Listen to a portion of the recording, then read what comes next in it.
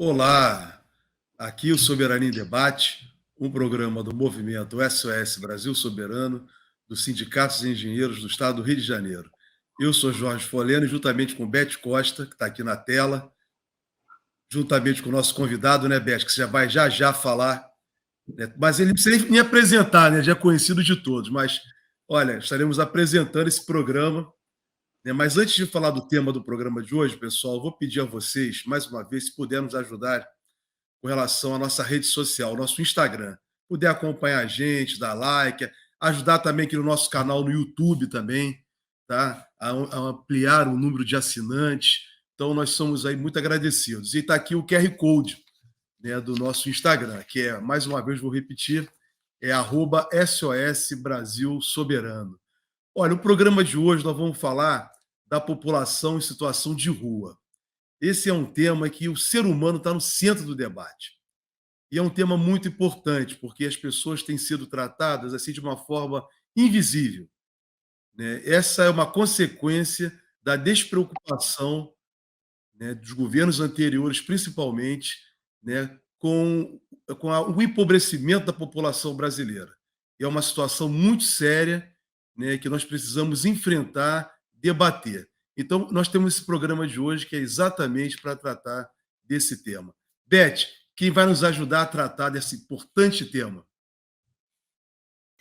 Bom, ele já está aqui no vídeo conosco, é o deputado federal Raymond Ottoni. Obrigada, Raymond, por ter aceitado o nosso convite para participar do programa de hoje, num tema que acho que é uma grande parte da sua atividade como parlamentar e como pessoa mesmo, né?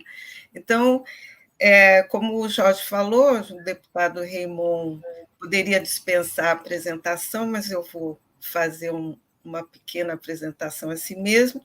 Bom, Raymond Ottoni é professor, teólogo, ele é deputado federal pelo PT do Rio de Janeiro, é vice-líder do partido na Câmara, segundo vice-presidente da Comissão de Ciência, Tecnologia e Inovação e participa ainda das comissões de Trabalho, de Administração e Serviço Público, Segurança Pública e da Segurança Pública e Combate ao Crime Organizado e da Comissão de Defesa dos Direitos da Pessoa Idosa. Além disso, ele coordena a Frente Parlamentar Mista em defesa da população em situação de rua e integra o grupo de trabalho sobre política de combate à violência nas escolas brasileiras. Ou seja, ele assumiu deputado federal em janeiro com todo o gás, com toda a vontade e se dedicando ao máximo às atividades que ele acredita como tarefa de vida, né, que a gente conhece, o deputado. Então, o deputado, o governo federal, há 2 semanas, ele anunciou que prepara um grande plano de políticas públicas em defesa das pessoas em situação de rua, que envolve, além do próprio presidente, os ministérios dos Direitos Humanos e Cidadania, o Ministério do Trabalho, o Ministério da Saúde e o Ministério do Desenvolvimento Social e Regional, né?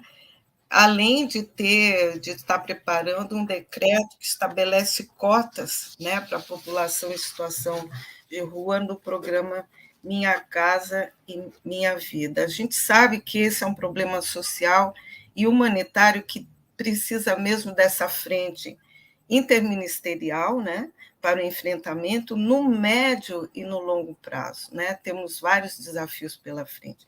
O Marcelo Edmundo, que é um dos nossos os nossos acompanhantes e cooperadores, ele coordena a Central de Movimentos Populares e ele tem uma pergunta que a gente vai fazer aqui. Ele gravou um vídeo, nós vamos mostrar aqui, fazer a pergunta que o Marcelo, da Central de Movimentos Populares, tem para o senhor.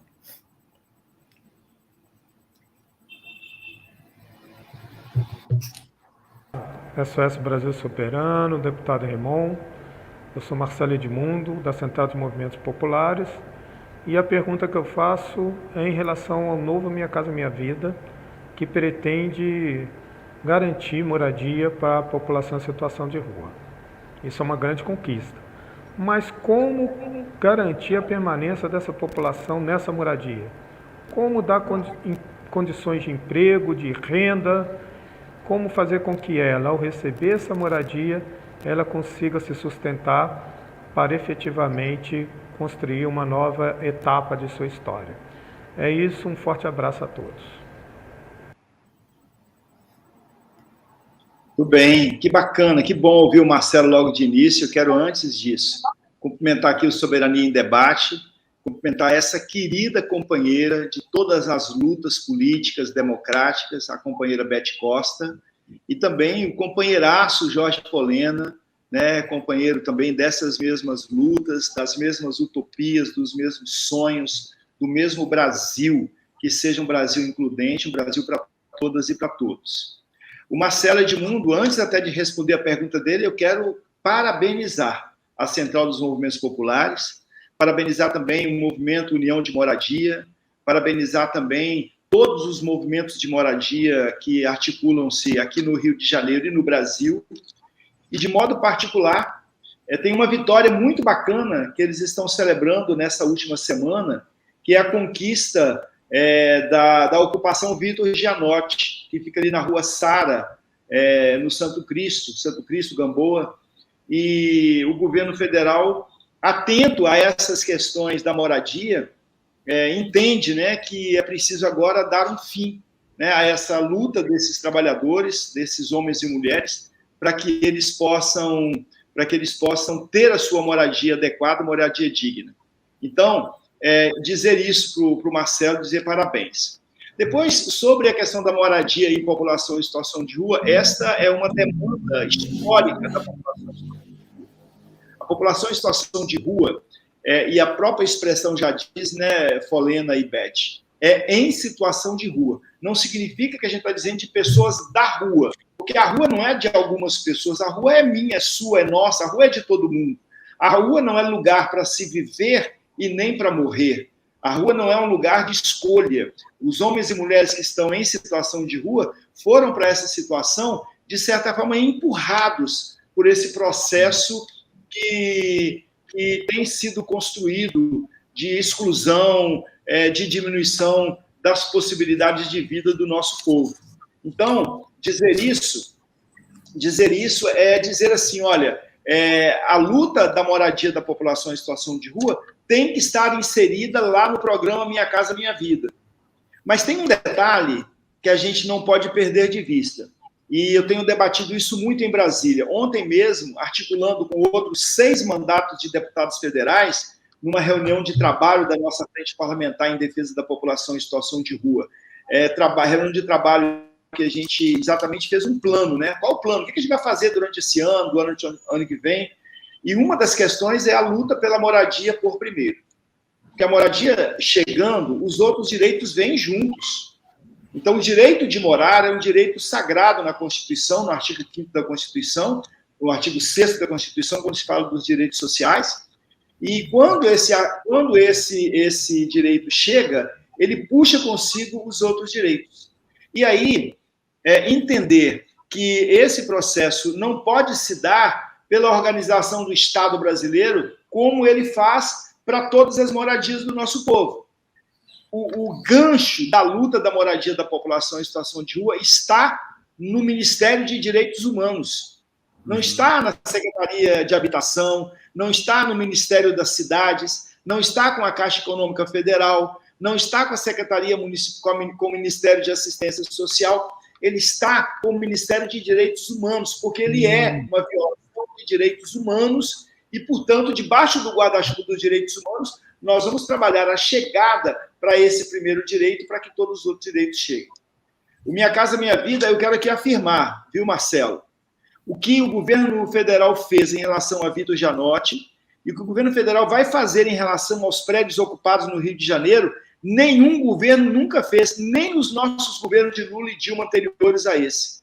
A gente está com muita gana. O presidente Lula, né, o seu staff, os seus ministros, nós, o parlamento, estamos com gana de resolver a questão habitacional no país. E teimo aqui dizer, se os prefeitos se organizarem,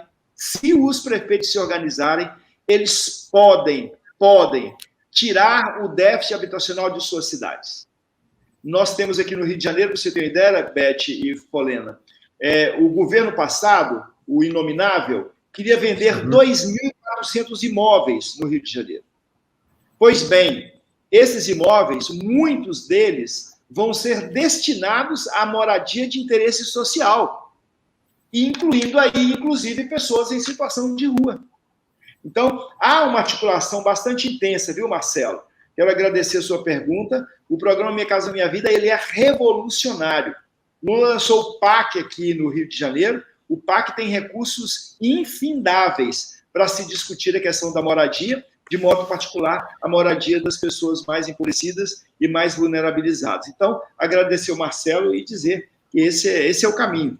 Mas, afirmando aqui no final dessa minha primeira fala, afirmar o meu cumprimento, né, dar os meus parabéns, as minhas felicitações àqueles e aquelas que ocuparam aquele prédio na Rua Sara, que era um prédio do INSS, abandonado, que o governo mantinha trancado a 7 chaves, e que agora vai ser o espaço de moradia das famílias que lá ocuparam há alguns anos, né? Então, parabéns, que bacana que a gente tem essas lutas. Nós gostamos do nome que eles deram à ocupação, né? Porque o Vitor Gianotti foi um grande batalhador da comunicação comunitária, da comunicação inclusiva. Então, para nós, inclusive aqui da nossa área de comunicação, a gente também está muito feliz com essa conquista.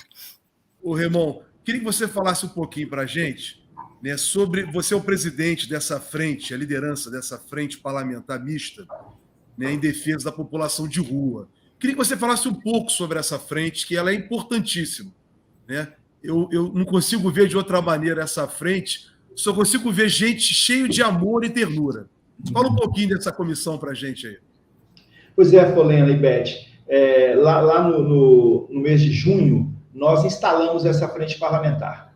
Lembrando que aqui no Rio, a gente tinha essa frente parlamentar na Câmara Municipal e agora nós a transportamos para Brasília para colocar o povo da rua, o povo pobre, o povo vulnerável, o povo que está em situação de rua, dentro do espírito da Câmara Federal e na construção das políticas públicas. Então, nós fizemos. Então, tem um jornalista lá do Correio Brasiliense que até publicou assim: hoje a Casa do Povo encheu-se de povo. Nós colocamos no plenário da Câmara assim, mais de uma centena, mais de 100 homens e mulheres que vivem em situação de rua, a maioria deles de Brasília, mas outras representações vindas de outros estados brasileiros. Alguns sindicatos aqui do Rio, de Belo Horizonte e de São Paulo ajudaram a custear a passagem desses homens e mulheres em situação de rua, e nós temos lá o lançamento dessa frente. A que essa frente se presta? Primeiro ponto, que não podemos, de certa forma, nos esquecer dele nunca. A frente é um espaço de discussão política não para a população em situação de rua, mas um espaço de discussão política com a população em situação de rua. A expressão deles, nada para nós sem nós.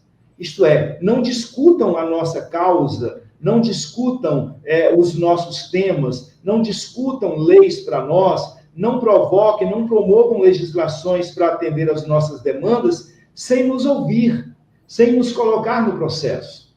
Então, nós lá estamos com essa frente parlamentar. E, ao mesmo tempo, essa frente parlamentar, ela, de certa forma, ajuda o parlamento, porque o parlamentar tem o papel de fiscalizar o Poder Executivo. Então, essa frente parlamentar me ajuda e ajuda os outros deputados. Podia citar vários deputados aqui que lá estiveram. Lá esteve o deputado Patrus Ananias, esteve a deputada Érica Cocai, esteve o deputado Rogério Correia, esteve o deputado Glauber Braga, esteve a deputada Tabata Amaral, esteve o deputado Padre João, esteve o deputado Luiz Couto, esteve lá também o deputado o deputado Gadelha, nosso companheiro lá de Pernambuco. Então, diversos deputados estão envolvidos nessa. A deputada Érica Hilton, o deputado Henrique Vieira. Então, diversos deputados e deputadas estiveram conosco, e aí a compreensão é de que essa frente parlamentar, que é uma frente parlamentar da participação da população em situação de rua, nos ajuda a fiscalizar o executivo para que as políticas aconteçam na ponta e na vida deles. É bom a gente lembrar que, fruto desse trabalho que era feito aqui no Rio de Janeiro, que continua sendo feito, aqui nós temos o Fórum Estadual de População em Situação de Rua, aqui nós temos a Pastoral do Povo da Rua, aqui nós temos o Movimento Nacional de População em Situação de Rua, aqui nós temos diversas instituições no estado do Rio que lidam com esse tema. Mas também São Paulo tem muitos, cooperativas de catadores, também São Paulo tem muitos, também em Belo Horizonte tem muitos, também em Porto Alegre, em Curitiba, isso está espalhado, é um movimento nacional. Então, essa produção legislativa, tudo isso que a gente tem feito, esses debates que fizemos, fez, por exemplo, com que o ministro Alexandre de Moraes, ele colocasse, impusesse um desafio aos governos brasileiros, seja a nível da União, seja a nível dos estados ou a nível dos municípios. Os governantes terão que apresentar, a pedido do ministro Alexandre de Moraes, portanto, uma decisão do STF, apresentar num prazo de 120 dias, já se passaram mais de 60, um plano de trabalho para construir política pública para a população em situação de rua. Então, essa frente parlamentar, ela se presta a isso. E a outra coisa que ela se presta é na compreensão de que cada um de nós, eu falei aqui deputados de São Paulo, deputados de Minas Gerais, deputado do Paraná, deputado do Rio Grande do Sul, deputado de Pernambuco, deputado do Distrito Federal, deputado do Rio de Janeiro. Então, cada um de nós sai da frente parlamentar com uma tarefa, que é de chegar aos executivos dos nossos estados, seja ele o executivo estadual, o governador de estado ou os prefeitos. Cabe a nós, em cada cidade grande, onde tem incidência de população em situação de rua, conversar com vereadores para que eles produzam legislação para esse segmento da sociedade. Então, a Frente Parlamentar cumpre esse papel, fomentar a discussão política e propor. A proposta que eu falei no bloco anterior sobre Minha Casa Minha Vida estar ancorada debaixo do guarda-chuva do Ministério de Direitos Humanos já é uma ação da frente parlamentar. A gente não quer que o ministro das cidades cuide da moradia da população em situação de rua, embora ele seja o responsável pelo Minha Casa Minha Vida. A gente quer que isso esteja lá com o ministro Silvio Almeida, que tem um foco de discutir população em situação de rua e direitos humanos. A frente parlamentar tem esse papel.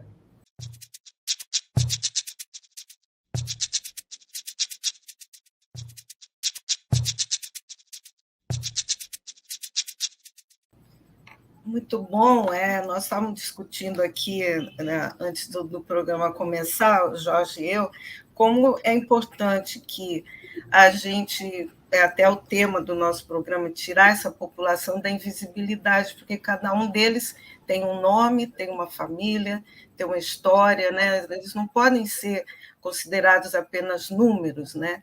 Mas mesmo na questão dos números, aqui fazendo a pesquisa para o programa, eu me dei conta que o censo do IBGE em 2022, ele acabou mascarando o resultado da população de rua, mantendo, né, a população nessa invisibilidade, porque o recenseador ele era orientado a, se a pessoa está na rua, mas tem uma tenda, está dentro de uma caixa de papelão, tem um teto e algo parecido com parede, ele foi considerado como tendo um domicílio.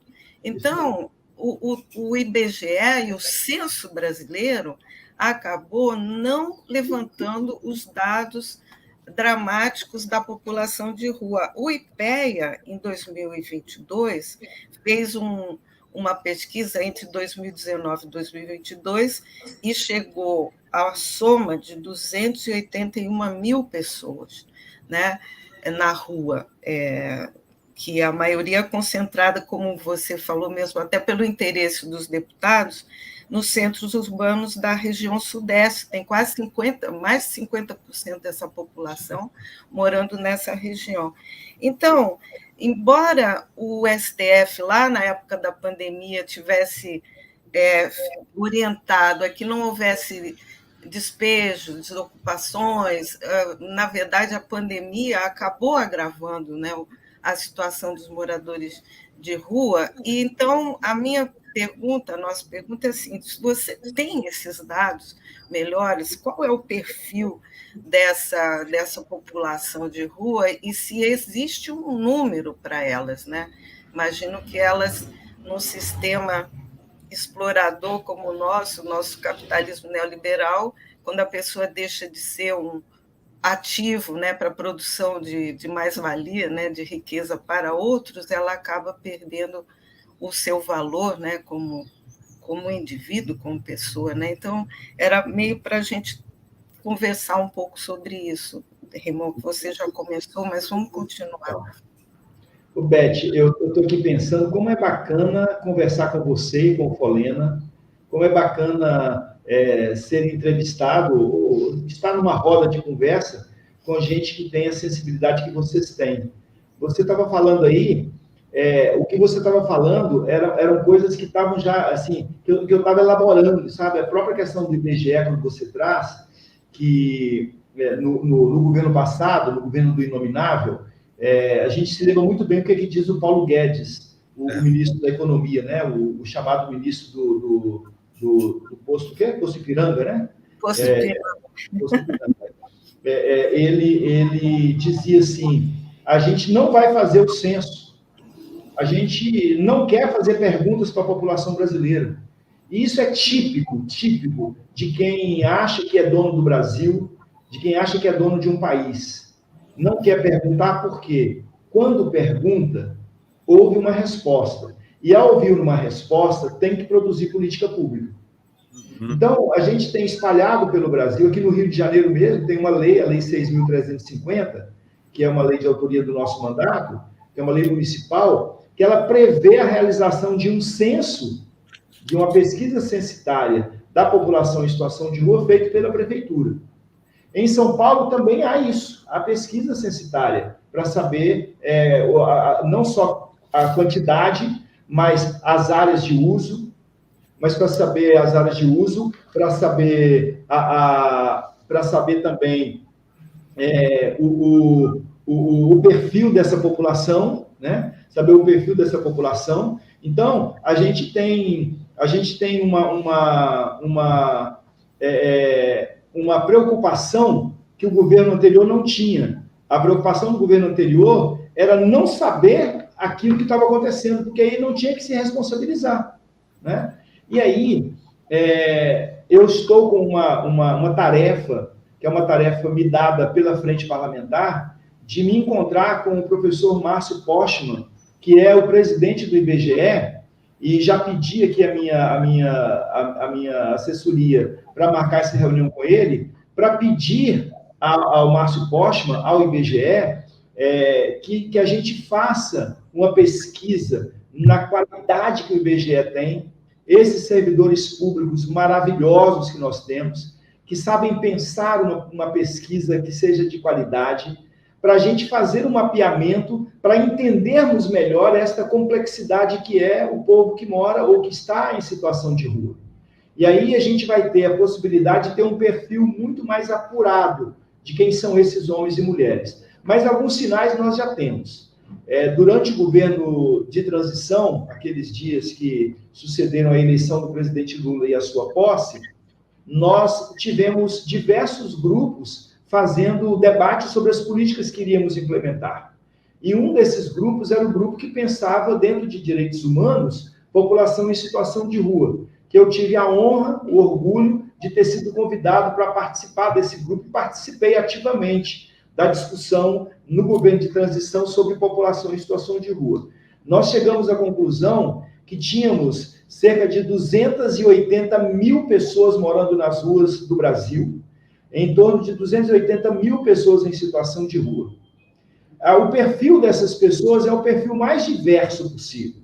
Você tem nas ruas pessoas com adoecimento mental, você tem nas ruas pessoas que apenas perderam o rumo de suas vidas, porque foram abandonados por seus entes queridos, ou porque perderam o emprego, ou porque foram, de certa forma, retiradas, né, do seu convívio por alguma violência dessa sociedade que mata os pobres. Existem nas ruas pessoas, Beth, que são pessoas que não voltam para casa porque não têm o dinheiro, sabe, Folena? Não tem dinheiro para pagar a condução, portanto, tem uma discussão aí de mobilidade urbana. Então, são diversos os motivos. Tem pessoas que são usuários de álcool e outras drogas, mas existe uma visão da sociedade sobre essa população que é uma visão, a meu ver, equivocada. Quando olha para a população em situação de rua, olha assim, esses são perigosos. Ou esses são homens e mulheres que são usuários contumazes de droga. Existem usuários de drogas? Existem. Mas eles não são a totalidade. Ali você tem diversos perfis de homens e mulheres. Como é diversa a sociedade brasileira, também não poderia ser diferente, é diverso o grupo populacional que está em situação de rua. Então, nós temos essa perspectiva. Mas dentro, ainda analisando o perfil dessa população, dentre eles, há muitas pessoas que são pessoas que exerceram alguma atividade profissional em algum momento e que abandonaram por diversas circunstâncias, perderam o vínculo, o nível de desemprego, de modo particular agora, que o último governo nos trouxe, né, aumentou em muito o número da população em situação de rua, né? Então, tudo que está desequilibrado na sociedade, de certa forma, potencializa-se no desequilíbrio junto a esses homens e mulheres em situação de rua. É bom lembrar também que faz parte do perfil dessa população o acesso à renda. Eles acessam renda. Como que eles acessam renda? Eles acessam renda convivendo em espaços onde o recurso circula.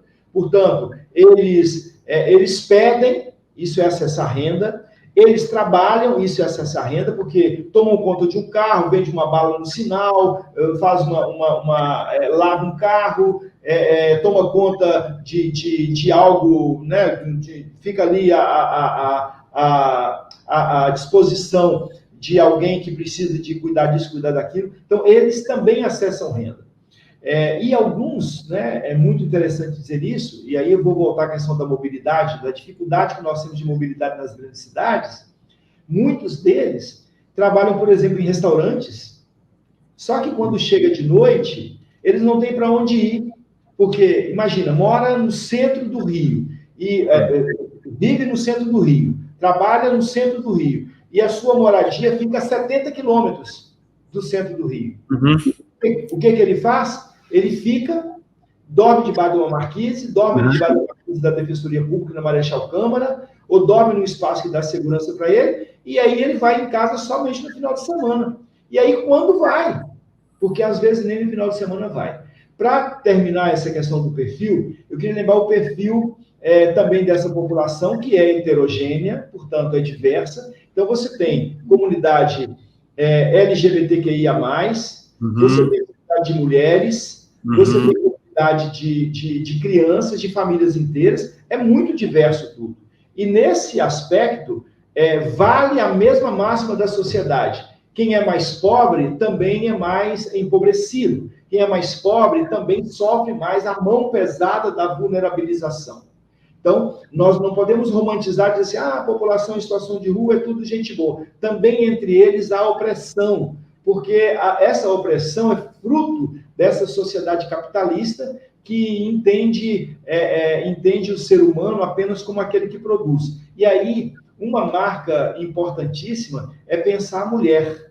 E vou dar um dado aqui, que é um dado que aparentemente parece que, pô, que absurdo se falar uma coisa dessa, mas não é um absurdo, né?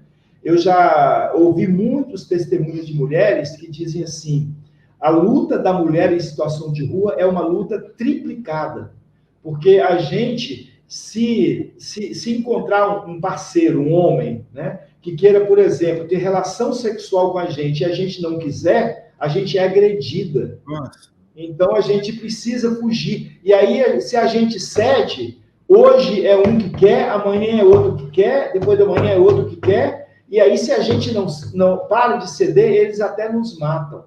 Então, existe uma complexidade. Então, como pensar a solução para esse problema se não pensar na questão da moradia, na questão do abrigamento adequado, na questão do centro POP, na questão do centro de referência, na questão do acolhimento adequado, na questão do fortalecimento dos CRAS, do fortalecimento dos CREAS, do fortalecimento das residências terapêuticas, aquelas de 4 e 5 pessoas que elas próprias cuidam de sua vida, e não as comunidades terapêuticas que não vou aqui generalizar, mas muitas delas botam um batalhão de pessoas e acaba não ressocializando ninguém, como não ressocializa um pouco os presídios, por exemplo, né? Então, há uma complexidade muito grande e o desafio é muito grande. O desafio é muito grande. Ramon, é um desafio muito grande mesmo, sabe? É um desafio de fazer um país que, não só como a gente tem lutado aqui, um país soberano, desenvolvido, mas um país também que tem um olhar humano, né? Como você falou, não ver as pessoas meramente como mercadorias. Era isso que a Beth estava colocando aí antes do programa, né? E é uma realidade que a gente vive aí. Você traz um número de 280 mil pessoas que estão nessa situação. É muita gente para um país muito rico. Irmão, queria tratar dentro desse tema um perfil que você apresentou aí, são as pessoas que usuárias de droga, né, de vários tipos de droga. Temos aí pelo país afora, né, infelizmente, diversas cracolândias, né, pessoas que são, né, tratadas aí, né, de uma maneira repressiva por parte de prefeituras, por parte de governos, né, governos de estado que empregam a polícia militar, né, e não com uma questão de saúde pública. Eu queria saber de você exatamente isso. Como você vê essa questão, né, dos usuários de droga, né, nas suas comunidades, que eles acabam tendo que viver em comunidade, como tratar isso? Como você vê essa questão da repressão ou se é uma questão de saúde pública? Pois é, eu acho, sabe, Folena, que os prefeitos, de modo particular, eles cortam um dobrado com esse tema, né? E a gente não pode nunca imaginar ou desejar que hajam soluções simples, né, para um problema tão complexo quanto esse. A questão da drogadição, e aí a gente está falando aqui dos usuários de droga, né? O uso abusivo de drogas, o uso exagerado de drogas, né? A gente citou aí as cracolândias. Eu conheço, todos nós conhecemos o que era a Cracolândia no Jacarezinho, na Avenida Brasil. Eu, pessoalmente, conheço a Cracolândia em São Paulo, né? Estive lá visitando junto com o padre Júlio Lancelotti. A gente sabe que é um grande desafio para as prefeituras, sim. Mas nós precisamos de pensar que a luta, né, para uma sociedade saudável, uma sociedade que não precisa se drogar, ela não é uma luta de repressão. Porque se ela for de repressão, ela apenas potencializa a miséria, né? É uma luta de educação, de sensibilização, de compreensão de como é que a gente pode fazer redução de danos, como é que nós podemos aumentar a nossa potencialidade na questão da saúde mental, né, dos núcleos que discutem saúde mental, dos núcleos que discutem o acolhimento, né, a reinserção na sociedade e tal. Eu tenho para mim, e aqui talvez eu vá falar uma coisa simples, embora tenha dito no início dessa fala, que não se pode ter solução simples para problema complexo, né? Mas eu fico olhando, né, e até uso dessa expressão, uso muito isso que vou falar aqui agora, para tentar ajudar as pessoas a refletirem um pouquinho, né? E nós estamos aqui, somos cônscios disso, mas muita gente que pode talvez nos ouvir, e para levar essa caraminholazinha para a cabeça, né? Esse questionamento para a sua vida, né? Para a vida de quem está nos escutando. O Rio de Janeiro, vamos tomar o nosso Rio de Janeiro. O que tem no Rio de Janeiro, nas nossas favelas, em relação a plantio de maconha ou beneficiamento de cocaína? Onde é que isso está acontecendo? De onde isso está vindo? Não tem, né? A gente acha que, de fato, o grande mal das drogas, né, o grande consumo de drogas, a grande distribuição de drogas, ela nasce dentro de uma favela, de uma comunidade empobrecida? É claro que a resposta é não. A mesma pergunta a gente poderia falar sobre a questão, né, e aí eu, lá em Brasília, corto um dobrado com a Comissão de Segurança Pública e Combate ao Crime Organizado, a questão do armamento. Não tem uma produção de armas, nós não temos uma filial da Taurus em cada favela do Rio de Janeiro. Nós não temos. Então, há de se pensar, né, o Brasil é um país continental, as nossas fronteiras são enormes, né, há de se pensar, né, internacionalmente. O presidente Lula, quando readmite o país na discussão internacional, ele tem discutido a questão da fome. Mas nós temos discutido também em Brasília que a questão do combate à fome, do combate à desigualdade, ela passa também por uma relação de discussão de uma sociedade, uma construção de uma sociedade pacífica, ou pacificada, ou em processo de pacificação, onde a gente possa parar de investir os nossos recursos nos armamentos, na indústria bélica, entendendo que às vezes isso que vai resolver a vida da gente. Então, o que a gente tem? Uma repressão sobre as drogas, uma repressão com armamento, com a retirada de vidas de pessoas, e a gente acaba não dando conta. Aí vira um enxugamento de gelo. Né? A Cracolândia, em São Paulo, vai resolver o problema dela, o prefeito dizendo que a partir de agora a gente vai botar a polícia militar com caveirão e vai bater na população em situação de rua, vai agredir a população em situação de rua, não vai resolver. Eu sou solidário à luta do prefeito, que nem tenho relação com o prefeito de São Paulo, né? Sou solidário à dificuldade que os prefeitos passam. Mas é preciso pensar um novo modelo de sociedade. Se a gente não pensar um novo modelo de sociedade, onde a gente possa tratar as nossas questões de saúde mental, onde a gente possa tratar as nossas questões de relacionamento, onde a gente possa tratar as questões da nossa desigualdade, onde a gente possa tratar a nossa questão da segurança alimentar, onde a gente possa tratar as nossas questões econômicas, sociais, culturais e ambientais.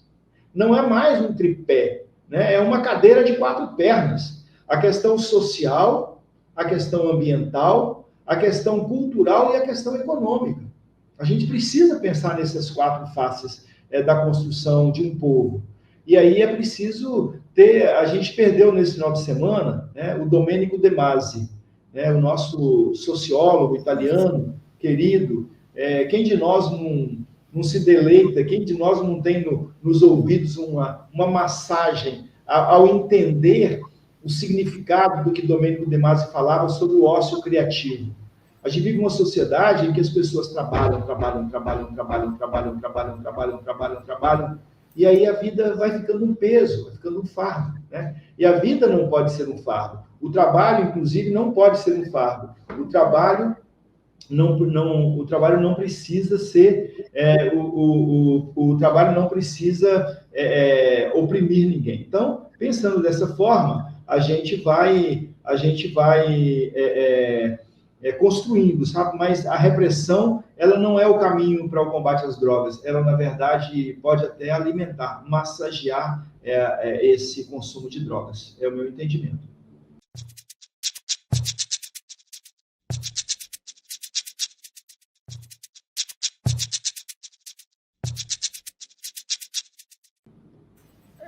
Raymond, também, como você, é muito bom entrevistar pessoas como você, né, Folena? Então, Raymond, aqui tem pessoas aqui no nosso chat, e era uma questão que eu queria levantar com você já citou na questão da Cracolândia, o trabalho lá em São Paulo do padre Júlio Lancelotti, né? Ele tem dado uma contribuição, tem uma pergunta aqui, que como está sendo a contribuição do padre Júlio Lancelotti nesse movimento, dada a sua enorme experiência, e um comentário da nossa querida Lídia: se tivéssemos um padre Júlio Lancelotti em cada grande capital, pelo menos, a luta estaria bastante fortalecida, não é? E a questão que eu queria colocar para você, que foi aprovada, né, no final lá do governo, como você diz, do inominável, a lei Júlio Lancelotti, né, aquela batalha, foi uma lei que foi aprovada, o inominável vetou completamente a lei, e o Congresso acabou derrubando o veto e fez a lei valer, que é aquela que trata da construção de empecilhos, o que a gente chama de arquitetura hostil, né, para impedir que os moradores de rua se instalem na frente de grandes, embaixo de viadutos ou na frente de grandes empreendimentos, de bancos e tal.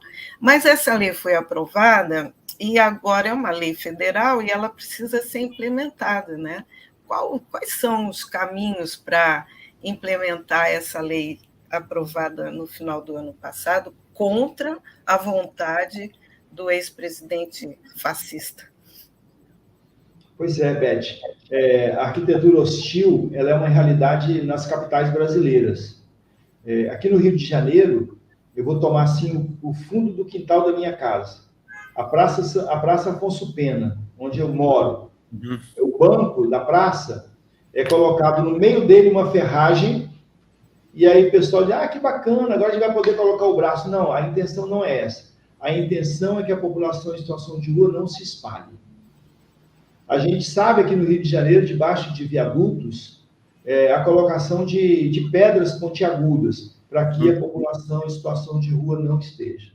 Então, essa marca, né, é uma marca de uma sociedade que está desumanizada e que compreende que algumas pessoas têm direito de viver e outras têm a obrigação de morrer. São os matáveis. Então, quando você tira do outro aquilo que é direito dele, você, na verdade, está obstaculizando a possibilidade dele viver e viver com uma certa dignidade. A rua, eu disse no início dessa nossa conversa, não é lugar para se viver e nem para morrer. Mas muita gente vive na rua e morre na rua. Mas a rua é o espaço da convivência. Da convivência. A rua é nossa. Então, a gente pode estar na rua. Se eu sento num banco de praça, aqui na Cinelândia, se eu sento num banco de praça e passa um guarda, 2 guardas, 3 guardas, 4 guardas, 10 guardas, 100 guardas, eles nunca vão me perguntar: isso, o que você está fazendo aí? Levanta e sai daqui, que aqui não pode. Mas se um homem em situação de rua, maltrapilho, ou uma mulher, sentar-se no banco da Cinelândia, a hora que passa um guarda, daqui a pouquinho, levanta, circula, é porque a gente acaba absorvendo uma ideia de sociedade, que é uma ideia de sociedade onde uns têm direito de viver e outros têm direito de morrer. Aliás, a obrigação de morrer. Então, a lei Júlio Lancelotti, que é a lei que contraria a arquitetura hostil, que diz assim: olha, não se pode ter arquitetura hostil, é uma lei que ela, na verdade, coloca uma sociedade em disputa. Porque a gente cansa de dizer: a lei pega, a lei não pega, a lei não pega, a lei pega. Eu acho que a lei tem um processo pedagógico. Porque hoje, qualquer um de nós, eu, você, o Folena, a Rayana, que está aqui do meu lado, as pessoas que estão me assistindo, que estão nos acompanhando, quando a gente vir uma arquitetura hostil, a gente vai se incomodar. E a gente precisa de passar pelo processo pedagógico do incômodo. Está aí vendo o padre Júlio Lancelotti quebrando com uma marreta, né, as pedras colocadas debaixo do viaduto. Porque isso é profundamente covarde, né? Profundamente covarde. Então, quando a gente se incomoda, não dá para parar no incômodo. A gente tem que registrar, a gente tem que divulgar, a gente tem que cobrar, a gente tem que exigir, a gente tem que entender que aqueles que nos dirigem, que são os gestores das nossas cidades, eles têm que se pautar pela legislação. E há uma legislação.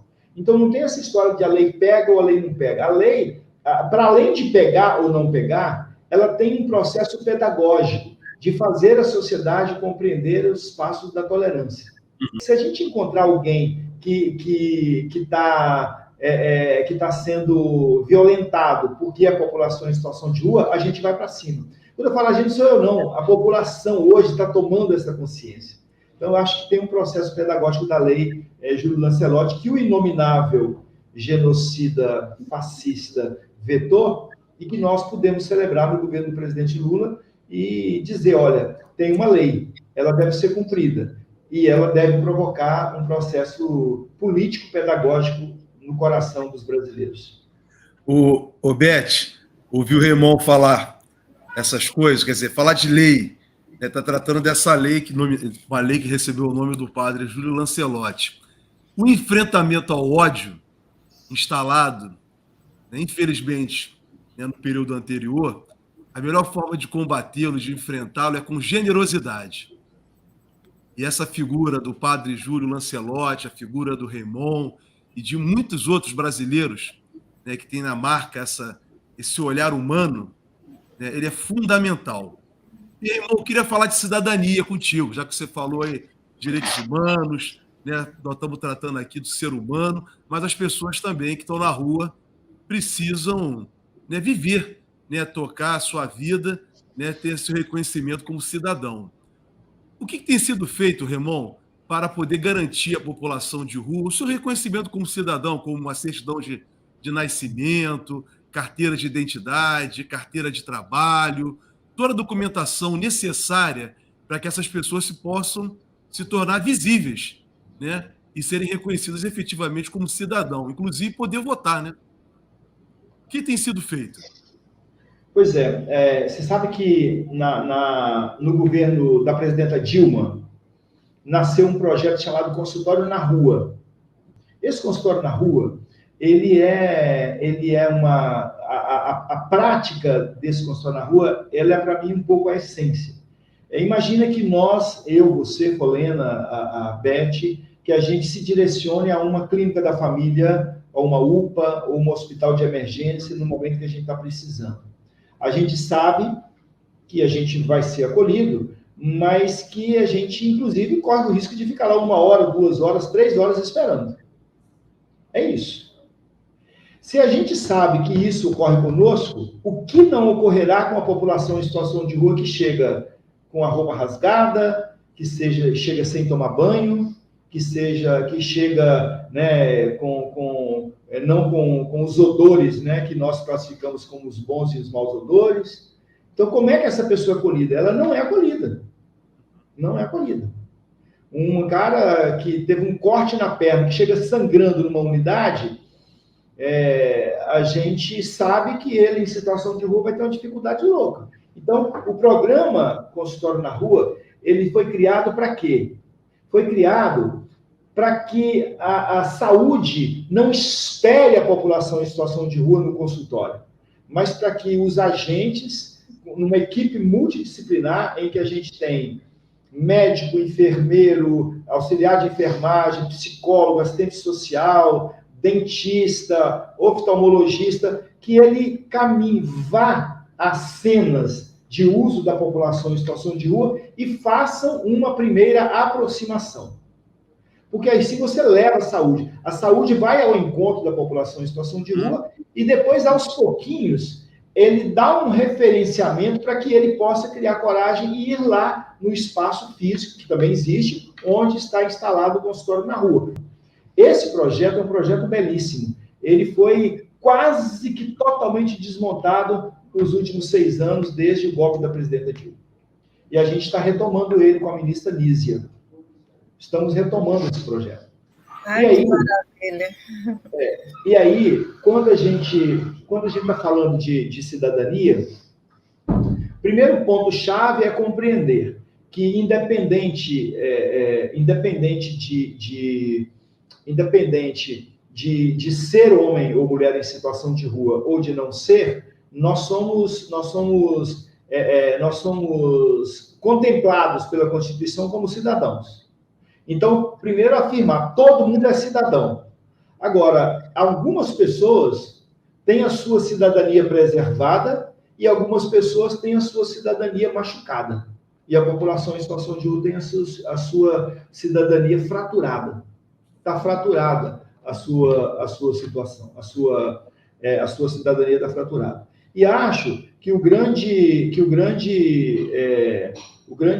trabalho do governo, né, e nosso, né, de homens e mulheres que estamos na política, o grande trabalho é a gente conseguir levar adiante esse processo de construção de cidadania por essa questão da saúde, pela questão do subregistro, pela questão da qualificação para exercer um trabalho. Aqui no Rio de Janeiro existe uma lei, que é uma lei da vereadora Luciana Novaes, da qual eu sou coautor, a Lei 6.355, que diz que a Prefeitura do Rio tem que, ao celebrar um contrato com uma empresa terceirizada, essa empresa terceirizada tem que destinar, no mínimo, 5% de vagas de emprego para a população em situação de rua. Esse projeto, nós aprovamos ele já em Brasília. É um projeto, aliás, aprovamos não, desculpe. Aprovamos a urgência dele. Ele ainda está para ser votado no plenário, recebe muita resistência. É um projeto da deputada Érica Hilton, que é uma deputada por São Paulo, aliás, uma brava deputada, uma mulher trans, que viveu em situação de rua e que hoje é uma voz da população em situação de rua que a gente tem que parar para ouvir, né? As pessoas dizem assim, outro dia alguém me disse assim, Rimon, e agora lá tem a Érica Hilton, vai fazer sombra no trabalho que você faz, vai fazer sombra não, vai iluminar o trabalho que a gente faz, né? Então, oxalá os 513 deputados tivessem esse compromisso, que tirassem qualquer possibilidade de farol daquilo que a gente chama de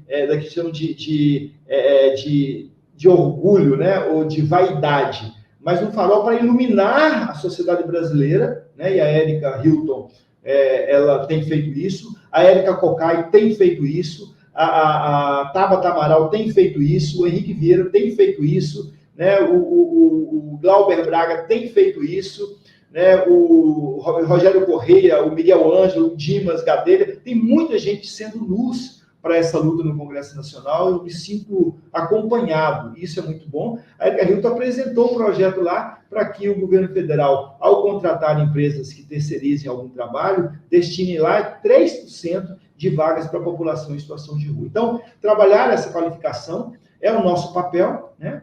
E tem um outro papel, né, que a gente tem feito muito em parceria, porque, assim, esse é um trabalho da sociedade toda, né? O governo pode querer fazer tudo, colocar o recurso que ele quiser, mas se não tiver uma aderência na sociedade, se não tiver uma sensibilização na sociedade, a gente acaba não avançando. E aí você tem Defensoria Pública super parceira, os fóruns estaduais de população em situação de rua são muito parceiros, a Pastoral do Povo de Rua é muito parceira, o Movimento Nacional de População em situação de rua é muito parceira. A busca da cidadania é uma busca daquilo que já existe, porque todos nós somos cidadãos, mas uma busca da cidadania plena, porque alguns homens e mulheres, e aqui eu falo da população em situação de rua de modo particular, estão com a sua cidadania fraturada, e nós estamos contrariando aquilo que é o princípio básico da Constituição brasileira, de que diz que todo cidadão, que todo brasileiro e brasileira é cidadão, é cidadão. Puxa, Raymond, essa conversa aqui eu ficaria a noite inteira conversando com o Raymond, mas nós já estamos chegando no final do nosso programa, Raymond, mas nós queremos que você volte sempre que julgar necessário, nós vamos te chamar também, né, Folena? Sempre que a gente quiser tratar do assunto. Então, eu queria, além de agradecer a você, Raymond, passar para as suas considerações finais, ainda algum recado que você queira passar. É sempre bom te ouvir. Pois é, eu quero agradecer, Folena e Beth, agradecer a vocês pelo espaço, né? Esse espaço é um espaço muito rico, né?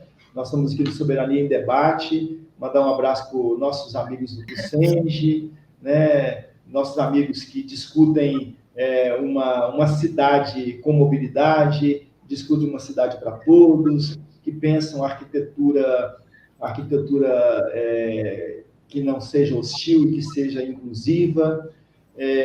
Agradecer a vocês que pensam na radicalização da democracia, que pensam nos direitos dos povos, que têm compromisso com os pobres. Acho que essa é a nossa lida, sabe? E aproveitar e falar com vocês que aqui o Rio de Janeiro ficou muito abandonado, né? Vocês que são, né, mais cariocas que eu sou um carioca emprestado das Minas Gerais, né? Vocês sabem o que eu já moro no Rio há mais de 30 anos, né? Eu sou feliz aqui, estou bem contextualizado. Amo o Rio de Janeiro. Mas nós tivemos anos aí muito ruins para nós, né? Nosso Rio desindustrializou-se, nosso Rio perdeu muitos postos de trabalho, sofreu muito com a Lava Jato, com a perseguição à Petrobras, e eu estou muito animado, muito animado com o governo do presidente Lula, porque essa semana, né, hoje de manhã às 11 horas, lá no Palácio do Planalto, o Lula fez lá um lançamento do projeto da questão da transição energética, a importância, aquilo que eu falava, né, desenvolvimento não é um desenvolvimento econômico, né? O país, o Brasil, não é uma empresa para dar lucro. O Brasil é um país que ele tem que desenvolver-se econômica, social, cultural e ambientalmente, né? Essas 4 dimensões da vida têm que estar presentes. E aí, falar da transição energética, eu estive segunda-feira passada no Comperj, ali em Itaboraí. Imagine que na época do governo do presidente Lula, eram 35 mil empregos diretos em Itaboraí. 35 mil empregos diretos. Acabaram com todos. Hoje tem lá 3 mil trabalhadores. A Petrobras retomou agora, chama Gaslub, que é gás e lubrificantes. E esse ano já vai sair de 3 mil para 6 mil trabalhadores. E o projeto é, até 2026, voltarmos aos 35 mil trabalhadores, com produção de usina de biocombustível, de gás, e a gente vai revitalizar aquela área ali do leste, do noroeste fluminense, de maneira muito firme, e esse também é um espaço para que a gente ajude a população em situação de rua a ter trabalho, a ter emprego, dignidade e cidadania. Por isso que foi muito bom conversar com vocês aqui, eu adorei. Quero agradecer ao piloto do avião que meteu o pé no acelerador e veio mais rápido do que pôde. Legal, Raimon, muito obrigado aí. Olha, além disso tudo, Raimon, você também é um parlamentar da educação, e a educação que todos nós precisamos para o país. Gente, esse é o Soberania em Debate, um programa do movimento SOS Brasil Soberano, dos sindicatos de engenheiros do estado do Rio de Janeiro. Olha, muito obrigado por estar conosco até agora e fica o convite para a próxima semana para um novo programa. Até lá. Tchau, tchau, pessoal. Tchau, tchau, Beth, Raimon. Obrigada, Raimon. Tchau, obrigado. Paz e bem, paz e bem. Tchau, tchau. Paz e bem.